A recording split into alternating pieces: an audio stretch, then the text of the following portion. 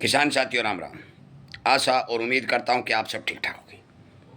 साथियों, आप सभी को पता है कि हम लंबे समय से हर फसल के बारे में, चाहे भाव हो, चाहे रोग बीमारी हो, चाहे उत्पादन हो, चाहे बिजाई हो, चाहे आयात हो, चाहे निर्यात हो, हर तरह की जानकारी किसानों तक पहुंचाने के लिए हमारे इस चैनल के ऊपर लगातार वीडियो अपलोड कर रहे हैं। ये कोई यूट्यूब चैनल नहीं है, ये किसान को जगाने वाला, किसान को समझाने वाला और किसान की आवाज़ उठाने वाला सोशल मीडिया के ऊपर चल रहा हमारा एक अभियान है। हम आपसे उम्मीद करते हैं कि आप ज़्यादा से ज़्यादा संख्या में इसके साथ जुड़ करके चैनल को सब्सक्राइब कर करके इसके सामने वाली घंटी का बटन दबाकर अन्य किसानों तक शेयर करके उन्हें हमारे द्वारा दी गई जानकारियों से रूबरू कराने का काम करें। हम चर्चा करने जा रहे हैं कि गन्ने की फसल के ऊपर जो किसानों को और अन्य वर्षों के अंदर बहुत भारी परेशानियों का सामना करना पड़ रहा था। सरकार लगातार गन्ने के किसानों को परेशान करने का काम कर रही थी। किसानों को धरना देना पड़ रहा था, पैसे समय पर नहीं आ रहे थे, फसलों के भाव ठीक नहीं मिल रहे थे। इस बार साथियों सुनहरिया बदल चुका है। उंगली सीधी थी, अब उंगली टेढ़ी हो चुकी है, क्योंकि प्रकृति ने एक ऐसा खेल रचाया है और एक ऐसा संदेश हमारे किसानों तक पहुंचाया है कि अब आप सावधान हो जाइए। मैं आपकी जानकारी के लिए बता दूं साथियों, ये बात हमें कहनी तो ना चाहिए, परंतु हम किसान होने के नाते ये बात स्पष्ट कर देते हैं कि किसान की एकता न होने के कारण सरकार ने किसानों को भारी भरकम दुख पहुंचाया। परंतु इस बार प्रकृति सरकार को सबक सिखाने जा रही है। जहां तक हमारे पास रिपोर्टें आई हैं, गन्ना की बिजाई पुरजोर तरीके से घट रही है और किसान गन्ना की एक बहुत लंबी फसल होने, मेहनत ज़्यादा होने, खर्चा ज़्यादा होने, पानी की कमी होने, भाव न मिलने और अन्य परेशानियों के चलते गन्ने की बिजाई से हट करके दूसरी फसलों की ओर जा रहा है। ये संकेत हमने बहुत समय पहले आपको वीडियो के माध्यम से एक जानकारी देते हुए बताए थे कि सरकार ने चीनी निर्यात के ऊपर बैन लगा दिया है।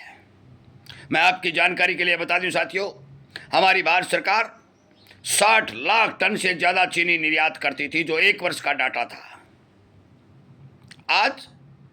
आज वो चीनी के निर्यात पर बैन लगाने के ऊपर सरकार को मजबूर होना पड़ा, क्योंकि यदि चीनी निर्यात नहीं होगी तो ही देश के अंदर चीनी की पूर्ति हो सकती है।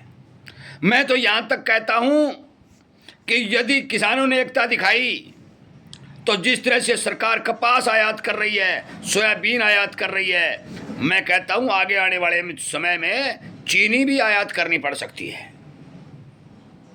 साथियों, आपकी समझदारी, आपकी चेतना और आपकी एकता आपके बहुत काम आने वाली है। हम समय समय पर गन्ने की फसल को अच्छा बनाने के लिए, गन्ने की पैदावार को बढ़ाने के लिए, गन्ने के किसान को खुशहाल बनाने के लिए अनेक वीडियो आपको इस चैनल के ऊपर अपलोड करके पहुंचाने का काम करेंगे। गन्ने की रोग बीमारी को रोकने का भी तौर तरीका देसी तरीके से कम खर्चे में आप तक पहुंचाने का काम करेंगे। परंतु आज हम केवल चर्चा भाव पर कर रहे हैं।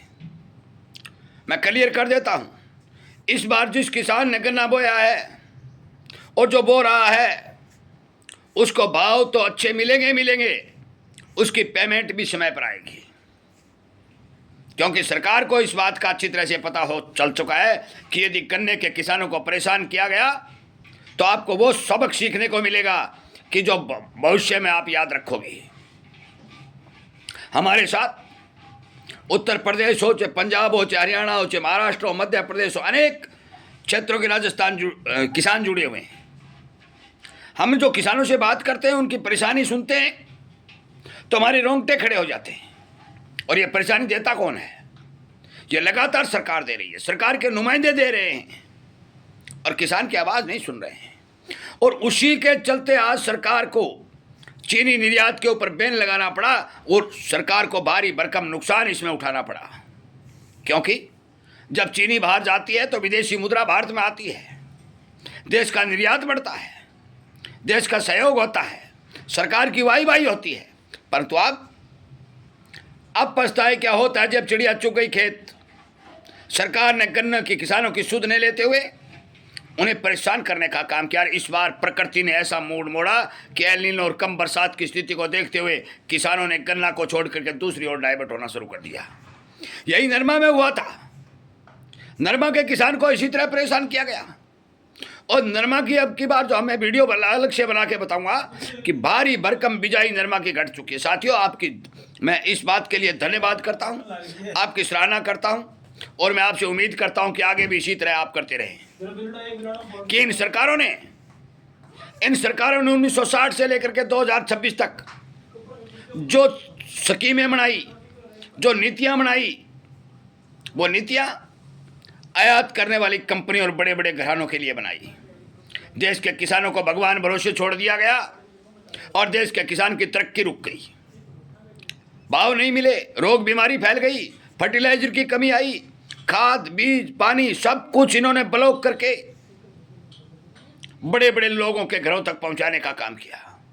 और आज किसान इतनी भारी भरकम संख्या में, जो लगभग 100 करोड़ के लगभग जनसंख्या भारत के अंदर खेती के ऊपर निर्भर है, वो मुंह ताकता रह गया।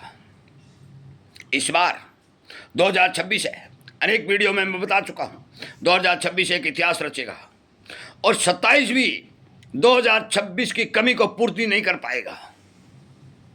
जो 2026 के अंदर कमी आएगी, चाहे वो अन्न की आए, चाहे वो विदेशी मुद्रा की आए, चाहे देश में संसाधनों की आए, वो 27 में भी पूर्ति नहीं हो पाएगी। ये हालत बन जाएगी।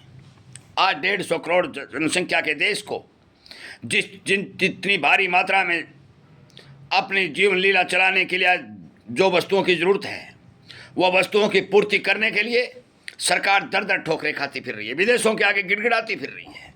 ये परिणाम है सरकार की नीतियों का। साथियों, चीनी के भाव बढ़ेंगे, चीनी के भाव बढ़ेंगे, आपको गन्ने के भाव ठीक मिलेंगे और इस बार आपको किसी प्रकार के धरना प्रदर्शन करने की आवश्यकता नहीं पड़ेगी। मैं आखिर में एक बात और बता देता हूं, गन्ने की फसल के ऊपर अनेक वीडियो आएंगे।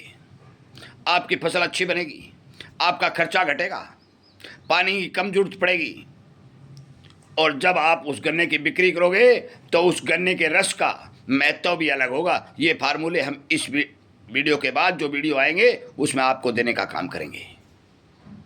गन्ने के किसानों की आवाज़ को उठाते हुए हम उम्मीद करते हैं कि आप हमारी इन बातों पर समर्थन करेंगे, ज़्यादा से ज़्यादा किसानों को जोड़ेंगे और सरकार तक हमारी बात पहुंचाएंगे कि नीति बदलो, देश बचाओ। इन्हीं बातों के साथ मैं इस वीडियो को विराम देता हूं। मैं उम्मीद करूंगा कि जरूर आप इस बारे विचार करेंगे और सोच समझ कर आगे बढ़ेंगे। आपका बहुत बहुत धन्यवाद।